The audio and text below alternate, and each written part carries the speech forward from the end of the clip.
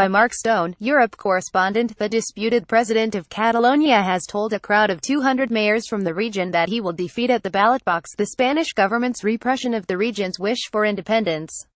In his first public appearance since he was called before a Belgian judge at the weekend to answer an arrest warrant issued by Spain, Carles Puigdemont accused Spain of a coup d'état in Catalonia.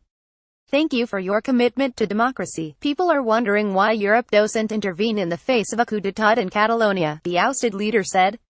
Defending the illegal referendum of the 1st of October, which sparked the crisis, he said Catalonia has one path to becoming a republic via democracy. Catalonia. What next for Carles Puigdemont? Video. Voices of Catalonia on independence. The mayors, who represent towns across Catalonia, traveled to Brussels to give their support to the exiled Catalan government, to denounce the current political and judicial situation in Catalonia and to ask for the EU's support.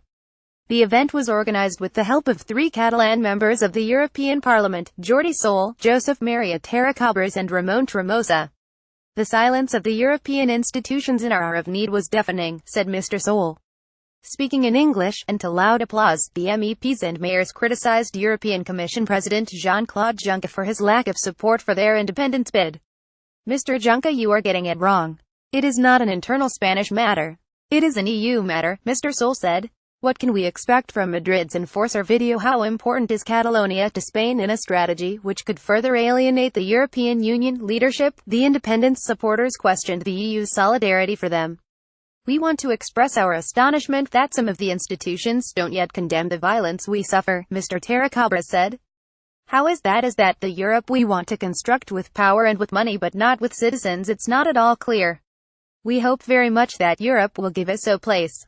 Earlier, the mayors had gathered for a symbolic photo opportunity in the heart of the city's EU quarter, outside the headquarters of the European Council and European Commission.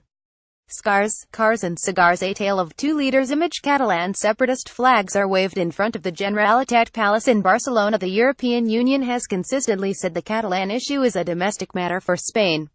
In one of his few comments on the issue, in September, before the referendum, Mr. Juncker said, "We don't like to have a Europe in 15 years with hundreds of different states. It's hard enough with 27. None of the European nations have recognized the region's unilateral declaration of independence.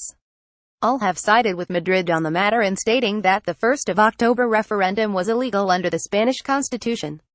The crisis puts the European Union in a particularly awkward position, compounded by the presence of Mr. Puigdemont and 4 of his ministers in Brussels. All are subject to European arrest warrants issued by Spain.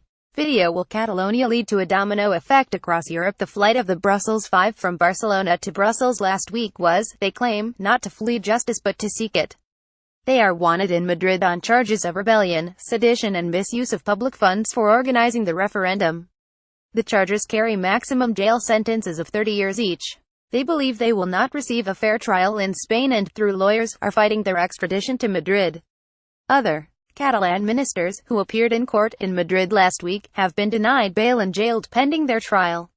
Image. Mr. Puigdemont and colleagues sang the Catalan national anthem after the referendum. The Spanish government triggered Article 155 of its constitution, removing Catalonia's autonomy and dissolving the parliament. Fresh elections were called by Madrid for the 21st of December in an attempt to defuse the situation and settle the matter. The gamble by Madrid is that anti-independence parties will secure the most votes.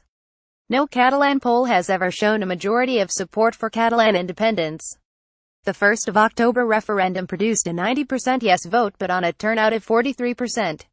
Most Catalans who oppose independence boycotted what they saw as an illegal vote.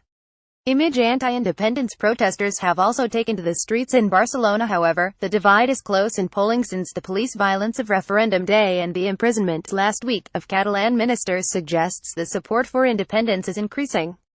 The judicial process in Belgium, which could last a few months, allows Mr. Puigdemont to fight the December election, albeit remotely, from Brussels. Over the weekend, his party endorsed him as their leader for the election and he has declared himself the leader of the government in exile.